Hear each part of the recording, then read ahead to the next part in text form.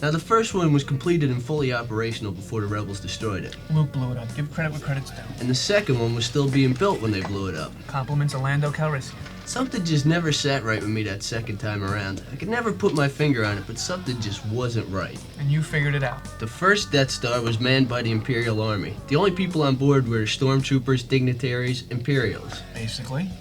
So when they blew it up, no problem. Evil's punished. And the second time around? The second time around, it wasn't even done being built yet. It was still under construction.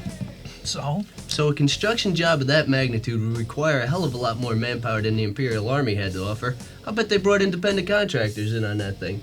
Plumbers, aluminum siders, roofers. Not just Imperials, is that what you're getting at? Exactly. In order to get it built quickly and quietly, they'd hire anybody that can do the job. Think the average stormtrooper knows how to install a toilet main? All they know is killing in white uniforms. All right, so they bring in independent contractors. Why are you so upset at its destruction? All those innocent contractors brought in to do the job were killed. Casualties of a war they had nothing to do with. All right, look, you're a roofer. Some juicy government contract comes your way. You got a wife and kids, the two-story in suburbia. This is a government contract, which means all sorts of benefits.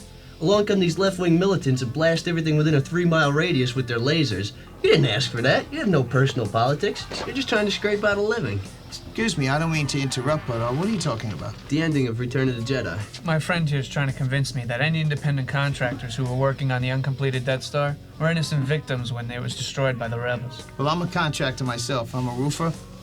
Done and ready home improvements. And speaking as a roofer, I can tell you a roofer's personal politics comes into play heavily when choosing jobs. Like when? 3 weeks ago, I was offered a job up in the hills. A beautiful house, tons of property, a simple reshingling job. They told me if I could finish it in 1 day, I would double my price. Then I realized whose house it was. Whose house was it? Dominic Bambino's. Babyface Bambino? The gangster? The same. The money was right, but the risk was too high. I knew who he was, and based on that, I turned the job over to a friend of mine. Based on personal politics.